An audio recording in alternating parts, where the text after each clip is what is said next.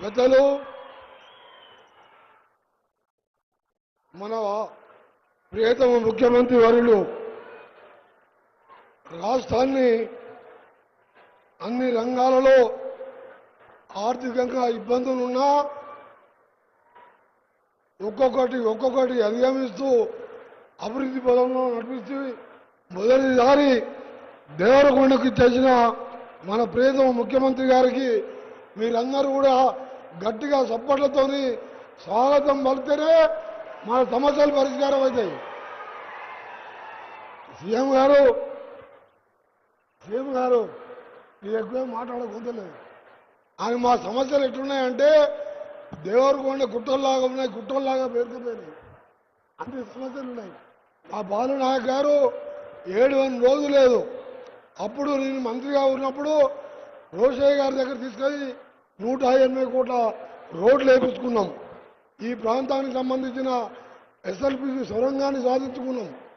దాన్ని చేసుకొని కూర్చుంటానా దాన్ని ఆపేసి 10 కిలోమీటర్లు చేయలేక మీరు వెంటబడి దాన్ని స్టార్ట్ చేయాలంటే ఎవరో దుర్మార్గులు కనుబడి అక్కడ యాక్సిడెంట్ అయ్యి 8 మంది చనిపోవడం.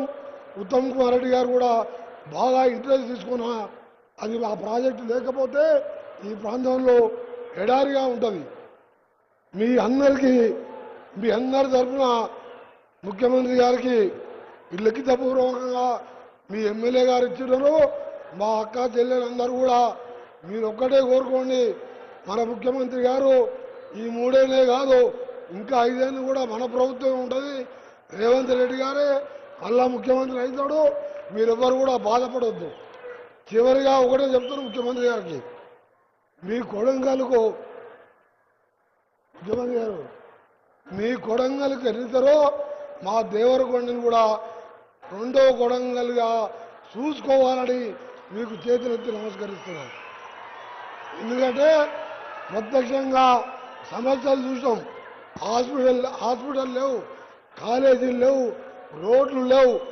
ఏదో మీ ఆశీర్వాదంతో మన హ్యాంలో ఆర్ఎన్బి శాఖ ద్వారా 254 కోట్లు శాంక్షన్ చేయడం జరిగింది.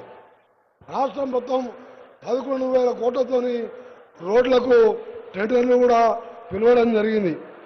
మీ అందరికీ కూడా ఒకటే హామీ ఇస్తున్నా, ముఖ్యమంత్రి గారితో నా విజ్ఞప్తి, రాష్ట్రంలో అత్యంత వెనుకబడ్డ ఎక్కడంటే అది అచ్చంపేట ముఖ్యమంత్రి గారి కాన్స్టిట్యున్సీ, పక్కకున్న దేవరకొండ. ఈ రెండింటిని చూస్తే ఎంతో బాధ అనిపిస్తుంది. హాస్పిటల్ పోవాలంటే 300 కిలోమీటర్లు పోవాలి. ఇక్కడున్న చందంపేట అలాగే 2 మండలాల్లో కనీస సౌకర్యాలు లేకుంటే ప్రతి ఫౌండేషన్ సహకారంతో మన ఎమ్మెల్యే గారితో చెప్తే కొన్ని చేయడం జరిగింది. అందుకని మొట్టమొదటి డిమాండ్ 200 బెడ్లకు అప్గ్రేడ్ చేస్తూ ఈరోజు ప్రకటించాలని చేతులారా మిమ్మల్ని విజ్ఞప్తి చేస్తూ, ఇవాళ హాస్పిటల్ పోవాలంటే 300 కిలోమీటర్లు పోవాలి. అందుకనే మీకోసం ఎంతో ఉత్సాహంగా ఎదురు చూస్తున్న మా అక్క చెల్లెళ్ళు సగం మంది ఇవాళ మా సమస్యలు పరిష్కారం అవుతాయని ఆశతో ఉన్నారు.